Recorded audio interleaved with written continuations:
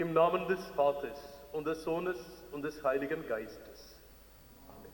Der Friede, die Gnade und die Liebe des auferstandenen Herrn Jesus Christus sei mit euch.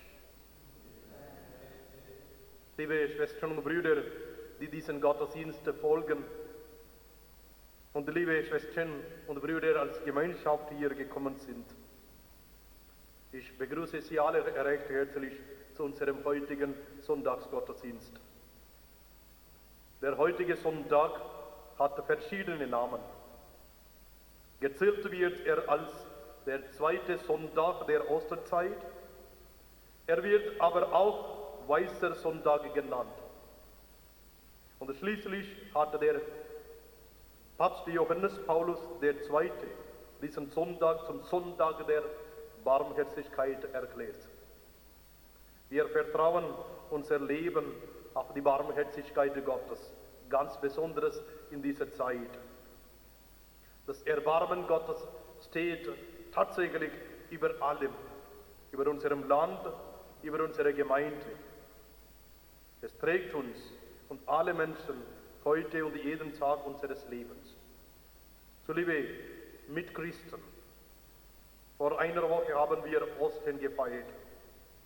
Die Kirche feiert das große Fest nicht nur 1 oder 2 Tage, sondern Ostern wird ganze 50 Tage lang gefeiert. Und wir werden den Auferstandenen in unserem Herzen, in unseren Familien erfahren. Der Herr kommt immer wieder uns entgegen. Er begegnet uns. Wir wollen ihn annehmen. So bitten wir Gott um sein Erbarmen.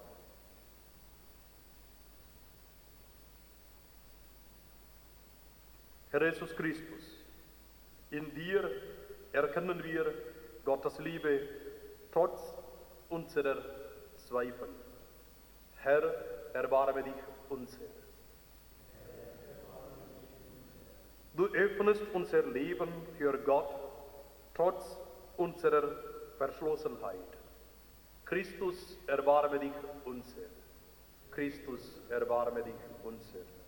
Du gehst mit uns und führst uns zum Leben trotz unserer Trägheit.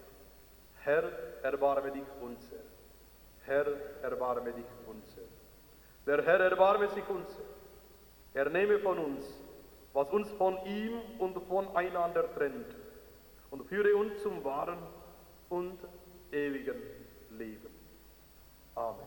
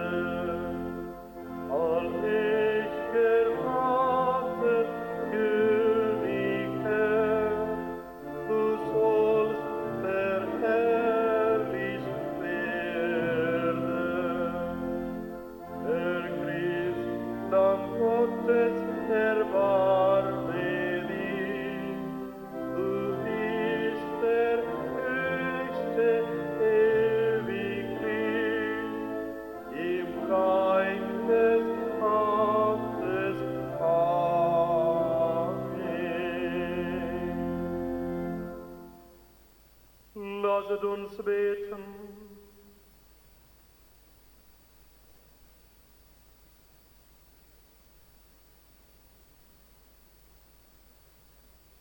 Barmherziger Gott, durch die jährliche Osterfeier erneuerst du den Glauben deines Volkes. Lass uns immer tiefer erkennen, wie heilig das Bad der Taufe ist, das uns gereinigt hat. wie mächtig dein Geist, aus dem wir wiedergeboren sind, und wie kostbar das Blut, durch das wir erkauft sind. Darum bitten wir durch Jesus Christus, der in der Einheit des Heiligen Geistes mit dir lebt und unter uns wirkt und lebt in alle Ewigkeit. Amen.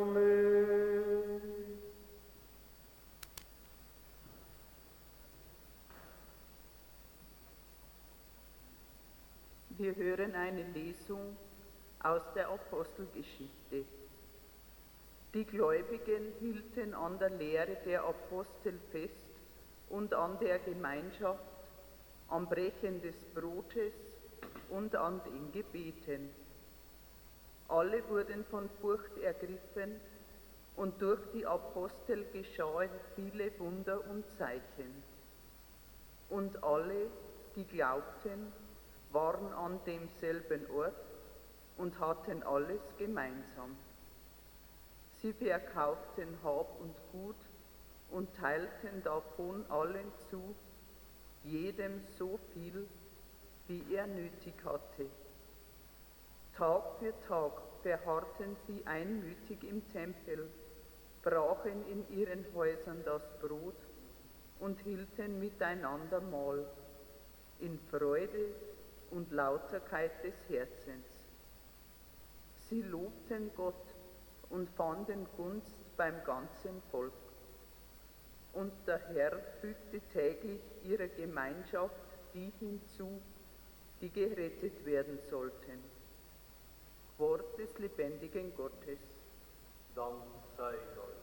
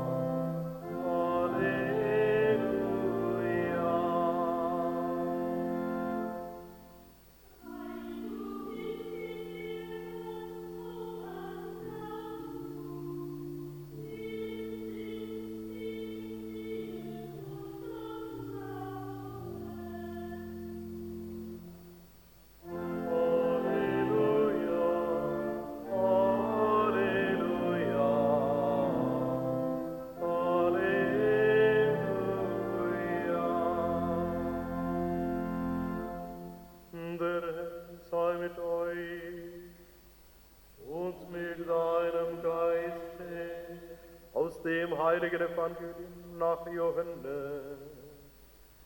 Ehre sei dir, o Herr.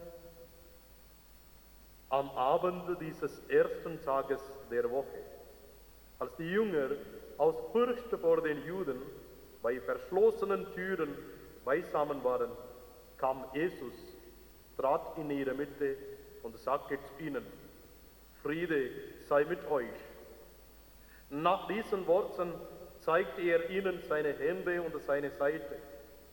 Da freuten sich die Jünger, als sie den Herrn sahen.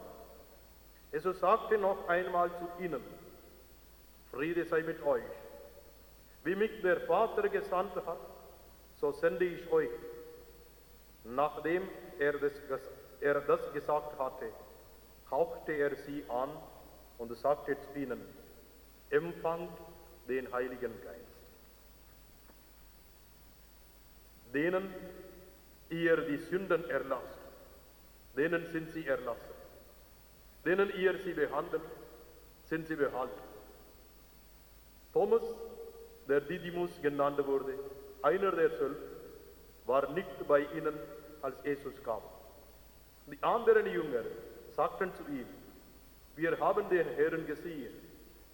Er entgegnet ihnen: Wenn ich nicht das Mal der Nägel an seinen Händen sehe und wenn ich meinen Finger nicht in das Mal der Nägel und meine Hand nicht in seine Seite lege, glaube ich nicht. 8 Tage darauf waren seine Jünger wieder drinnen versammelt und Thomas war dabei. Da kam Jesus bei verschlossenen Türen, trat in ihre Mitte und sagte: Friede sei mit euch. Dann sagte er zu Thomas: Streck deinen Finger hierher aus und sieh meine Hände. Streck deine Hand aus und leg sie in meine Seite. Und sei nicht ungläubig, sondern gläubig. Thomas antwortete und sagte zu ihm: Mein Herr und mein Gott. Jesus sagte zu ihm: Weil du mich gesehen hast, glaubst du. Selig sind die nicht sehen und doch glauben. Noch viele andere Zeichen hat Jesus vor den Augen seiner Jünger getan, die in diesem Buch nicht aufgeschrieben sind.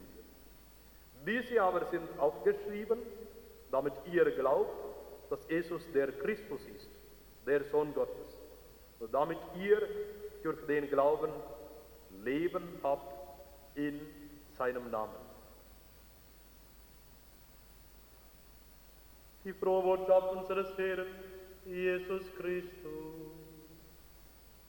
Lob sei dir, Christus.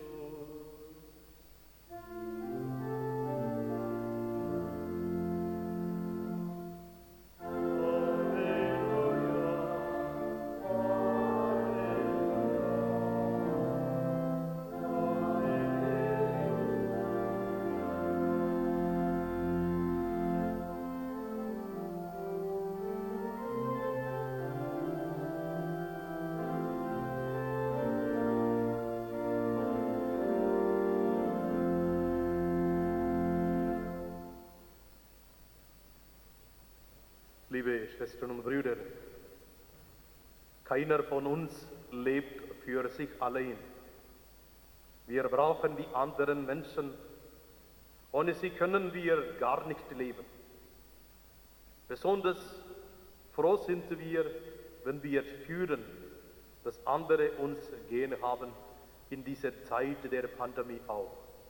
Dass jemand mich anruft, dass jemand mich umkümmert. Dadurch bekommen wir Mut,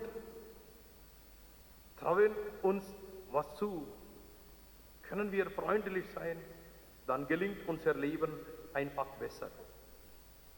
So ähnlich ist es auch mit unserem Glauben. Keiner kann für sich allein glauben. Daheim, im stillen Kämmerlein. Über meinen Glauben muss ich reden, andere Menschen befragen, in der Kirche davon hören, ihn leben, sonst verkümmert er. So wissen wir, was unsere Mitmenschen über Jesus denken? Können wir alles glauben, was die Kirche und unsere Theologen so von Gott erzählen? Reden wir über unsere Fragen und Zweifel in der Familie, im Freundeskreis? So wir sollen anfangen, Glaubenszweifeln und Fragen auch in der Familie zu reden. Bei den Jungen Jesu war der Glaube keine Geheimsache, etwas, was man besser für sich behielt.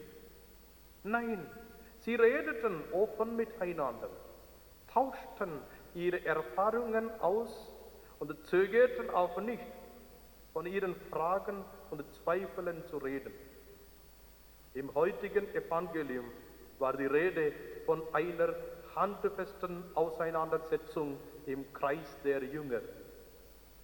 Thomas war als einziger Apostel nicht dabei, als der auferstandene Jesus den Jüngern erschienen war. Und als diese darüber freudig Thomas berichteten, sagt er gleichsam, alles Unsinn. Tod bleibt tot. Solche Frage und Zweifel haben wir auch. Tod bleibt tot. Die Kirche bleibt leer und wir haben keine Hoffnung mehr. Das kann und will er nicht glauben. Es sei denn, er kann Jesus selber sehen und ihn berühren.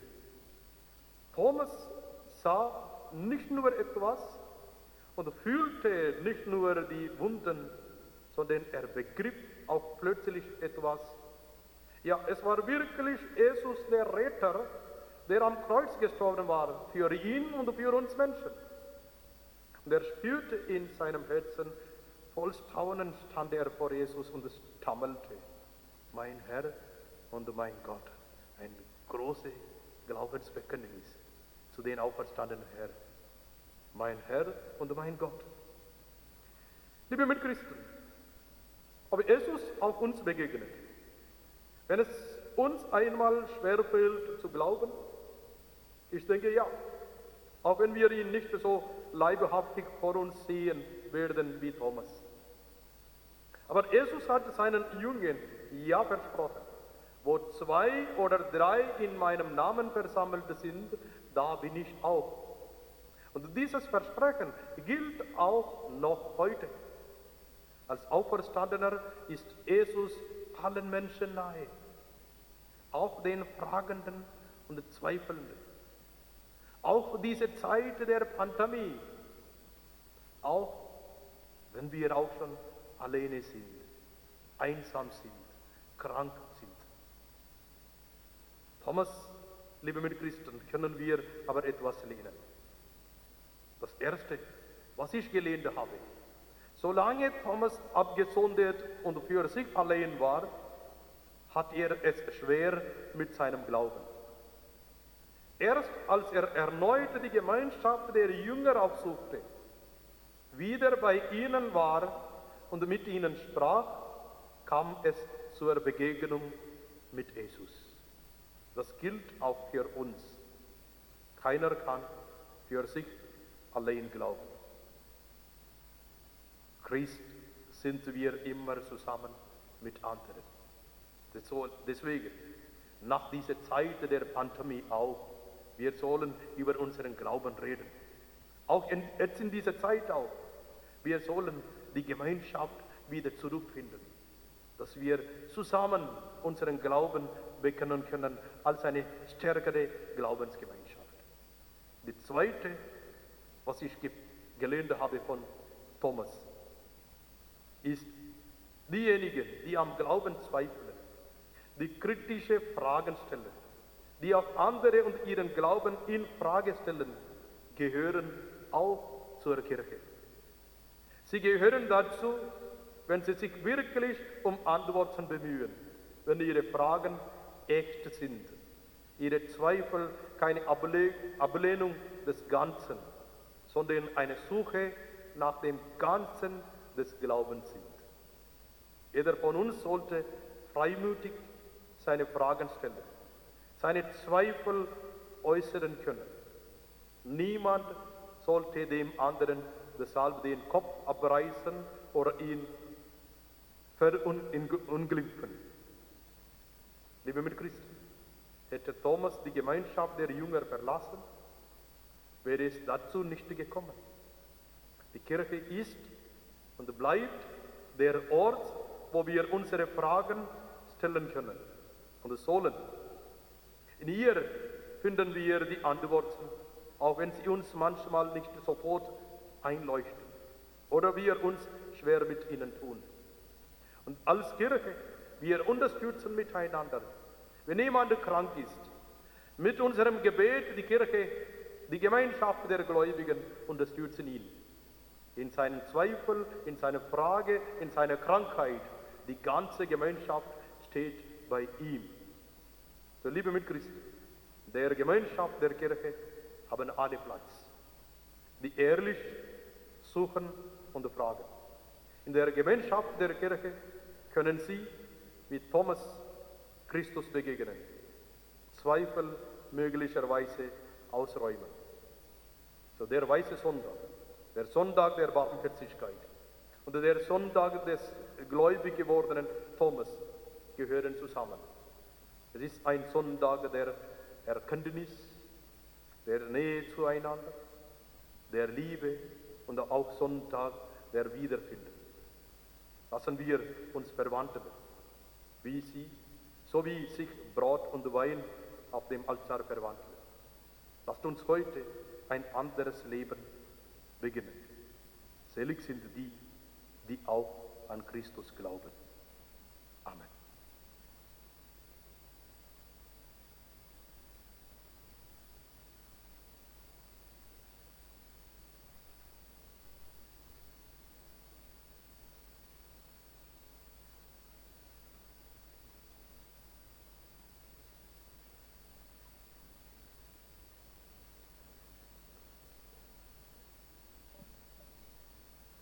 Als eine Glaubensgemeinschaft bekennen wir unseren Glauben gemeinsam. Ich glaube an Gott, den Vater, den Allmächtigen, den Schöpfer des Himmels und der Erde, und an Jesus Christus, seinen eingeborenen Sohn, unseren Herrn, empfangen durch den Heiligen Geist, geboren von der Jungfrau Maria, gelitten unter Pontius Pilatus, gestorben und begraben, hinabgestiegen in das Reich des Todes, am dritten Tage auferstanden von den Toten, aufgefahren in den Himmel, er sitzt zur Rechten Gottes des allmächtigen Vaters. Von dort wird er kommen, zu richten die Lebenden und die Toten. Ich glaube an den Heiligen Geist, die heilige katholische Kirche, die Gemeinschaft der Heiligen, Vergebung der Sünden, Auferstehung der Toten und das ewige Leben. Amen. Guter Gott, in Jesus von Nazareth bist du uns Menschen nahe gekommen und begreiflich geworden. So tragen wir dir unsere Bitten vor. Für alle Menschen, die nach Sinn und Hoffnung in ihrem Leben suchen, und auch für die Christen, die wie der Apostel Thomas Zweifel an der Auferstehung hegen. Wir bitten dich, erhöre uns. Schaue auch auf unsere Gemeinde. Wir sind noch weit davon entfernt, ein Herz und eine Seele zu sein. Und doch sind wir erfüllt von der Sehnsucht nach der vollkommenen Gemeinschaft. Bleibe bei uns und sende uns deinen guten Geist. Wir bitten dich, erhöre uns. Für alle, die an ihrem Egoismus zu ersticken drohen, lass sie erfahren, dass nur die Öffnung dir und anderen Menschen gegenüber ihre Isolation überwinden kann. Wir bitten dich, erhöre uns. Für alle, die in dieser schweren Zeit anderen helfen durch ihren Dienst im Krankenhaus und in den Arztpraxen, im Lebensmittelgeschäft und der Apotheke, die ihren Dienst tun bei der Polizei, der Feuerwehr, der Energiewirtschaft und den vielen Rettungsdiensten. Wir beten für die Familien und alle, die sich Sorgen machen um ihre Zukunft, ihre Arbeitsstelle und ihr Geschäft. Stehe ihnen bei. Wir bitten dich, erhöre uns. Wir wollen auch für alle Verstorbenen bitten, für die, die noch in unserem Herzen sind und auch für die, an die niemand mehr denkt. Lass sie das verheißene Licht sehen und schenke ihnen das ewige Leben bei dir. Wir bitten dich, erhöre uns. Herr, wir vertrauen, dass du uns aus Liebe geschaffen hast und dass deine Liebe kein Ende kennt. Darum bitten wir durch Christus, unseren Herrn. Amen.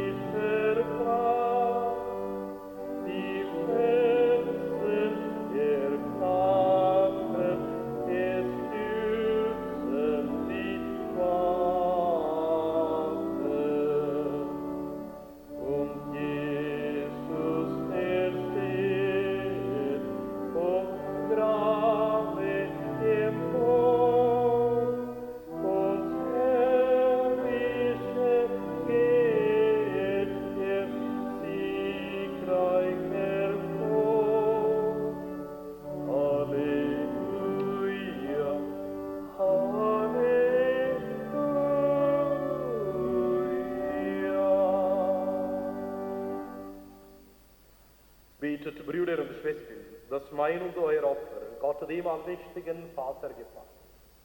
Der Herr nehme das Opfer an, aus meinen Händen, zum Ruhme des Namens, zum Segen für uns und für sehr heilige Kirche.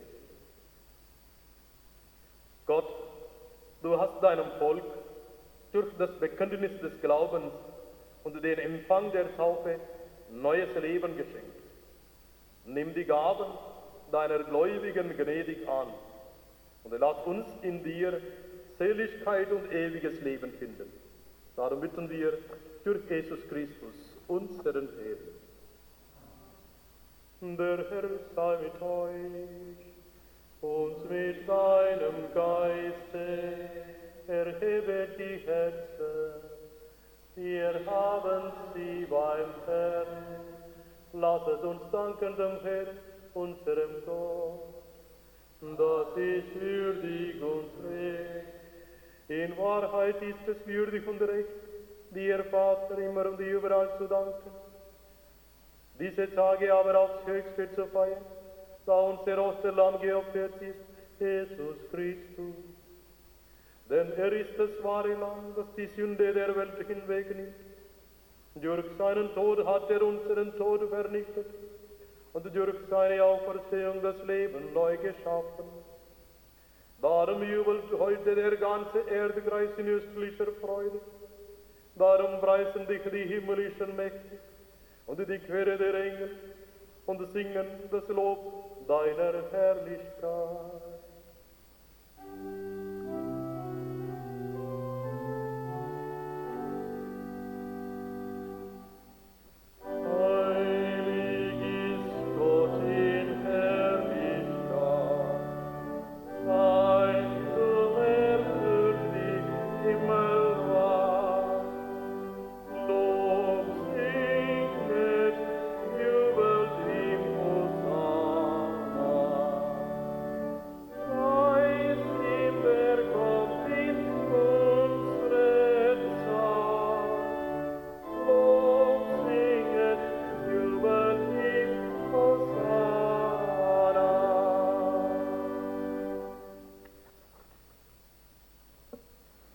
Ja, du bist heilig, großer Gott.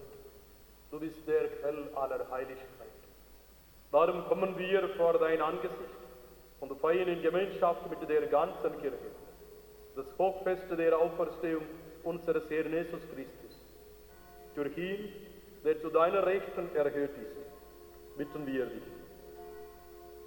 Sende deinen Geist auf diese Gaben herab und heilige sie, damit sie uns werden, Leib und Blut deines Sohnes, unseres Herrn Jesus Christus.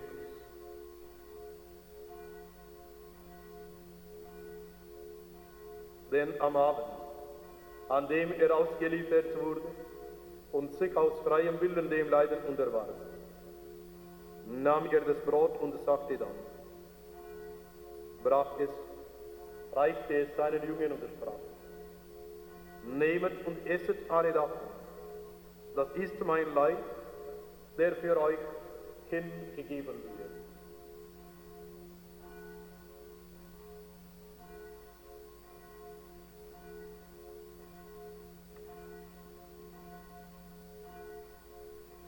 Ebenso nahm er nach dem Mahl den Kelch, dankte wiederum, reichte ihn seinen Jüngern und sprach, nehmet und trinket alle daraus. Das ist der Kelch des neuen und ewigen Bundes. Mein Blut, das für euch und für alle vergossen wird, zur Vergebung der Sünden. Tut dies zu meinem Gedächtnis.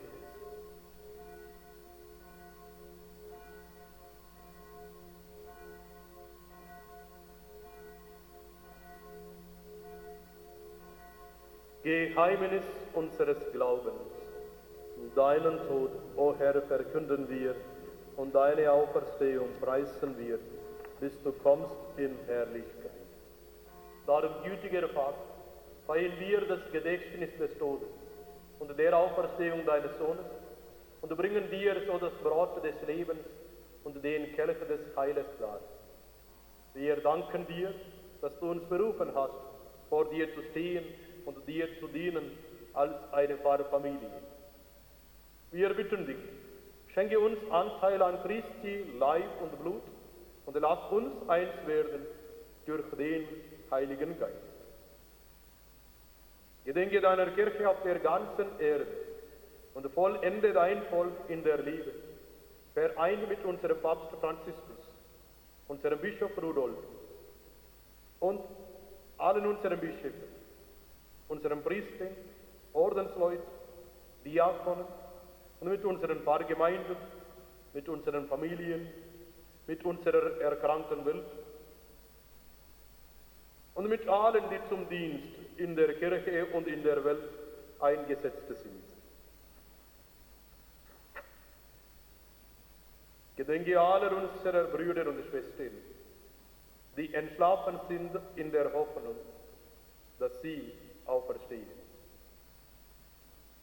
Wir beten ganz besonders für die verstorbene Rosa Heigl, Thomas Baumgartner, verstorbene Anna Vogel und auch der verstorbene Melanie Dieten.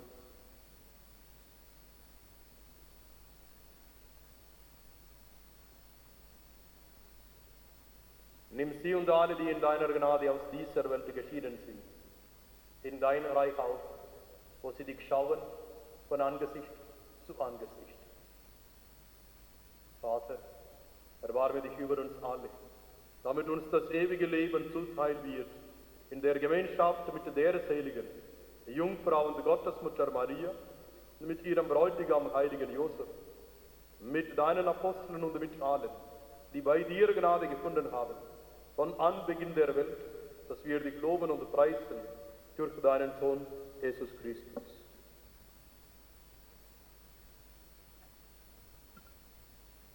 Durch ihn und mit ihm und in ihm ist dir Gott allmächtiger Vater, in der Einheit des Heiligen Geistes, alle Herrlichkeit und Ehre, jetzt und in Ewigkeit. Amen.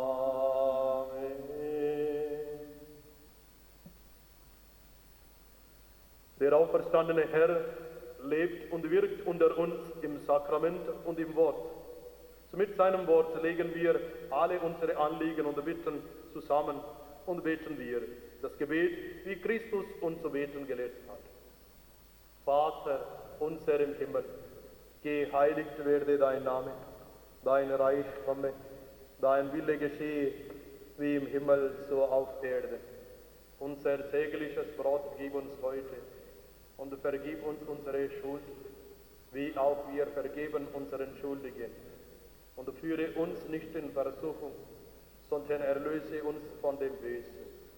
Erlöse uns, der allmächtige Vater, von allem Bösen und gib Frieden in unseren Tagen. Komm uns zu Hilfe mit deinem Erbarmen und bewahre uns vor Verwirrung und Sünde, damit wir voll Zuversicht das Kommen unseres Erlösers, Jesus Christus, erwarten. Denn dein ist das Reich und die Kraft und die Herrlichkeit in Ewigkeit. Amen. Die ersten Worte des Auferstandenen an seine Jünger lauten: Friede sei mit euch. Aus diesem Frieden heraus erwachsen Kraft zum Glauben und Mut zum Leben. Diesen Frieden dürfen auch wir einander wünschen und weitersagen. Deshalb bitten wir, Herr Jesus Christus, schau nicht auf unsere Sünden, sondern schau auf den Glauben deiner Kirche und schenke ihr nach deinem Willen Einheit, Heilung und Frieden. Dieser Friede und Freude des auferstandenen Herrn Jesus Christus sei mit euch. Der Friede sei mit euch.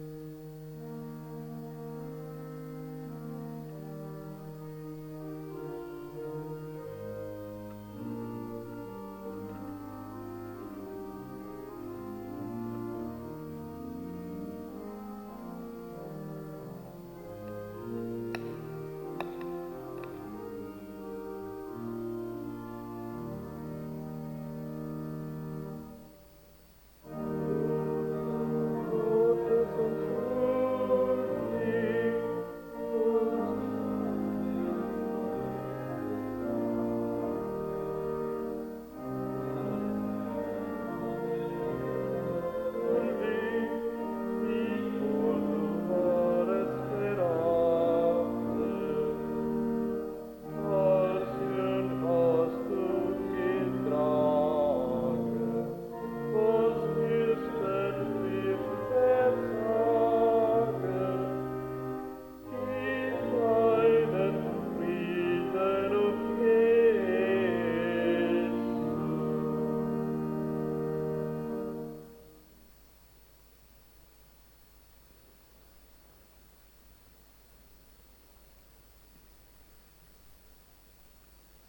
und erkennt, der auferstandene Herr Jesus Christus, das Lamm Gottes, das hinwegnimmt die Sünde der Welt.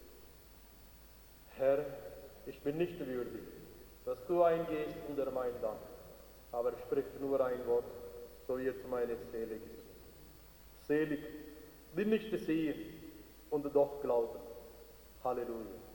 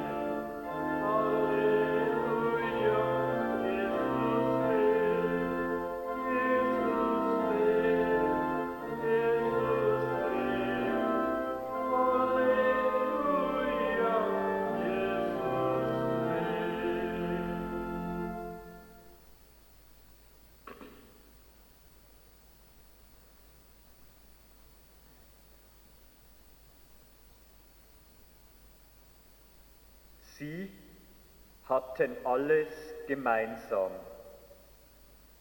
Sie waren ein Herz und eine Seele. Ja, damals, als die Erinnerung an den Ostertag noch frisch war, damals war Gemeinsamkeit leichter zu verwirklichen. Heute müsste Gemeinde bedeuten, dass wir ein Stück Leben miteinander teilen. Doch das ist leichter gesagt als getan. Miteinander feiern und miteinander trauern, helfen, wo es Not tut, und Hilfe empfangen, sich verbunden wissen mit Christen, Jungen und Alten, überall auf der Welt. Warum eigentlich nicht? Glauben leben, jeden Tag, mit anderen, nicht einsam. Das könnte Gemeinde heute ausmachen. Ostern ist 2000 Jahre her und doch nicht Vergangenheit. Herr, hilf uns wieder mehr, ein Herz und eine Seele zu werden in deinem Namen.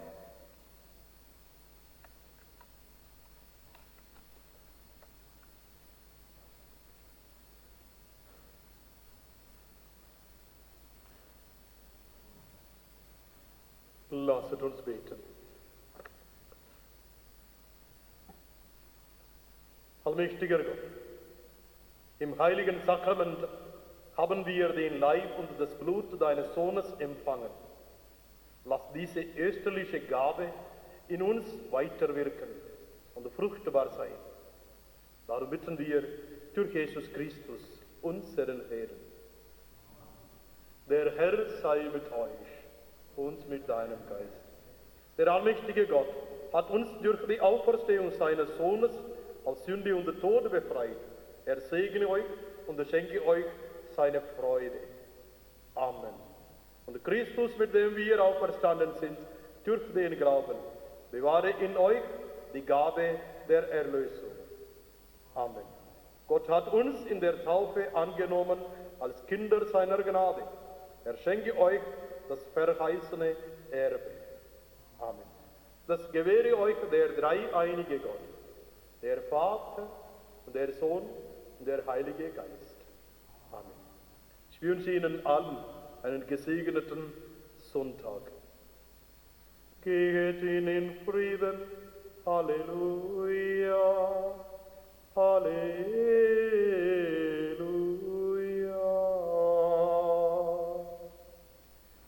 Dank sei Gott dem Herrn.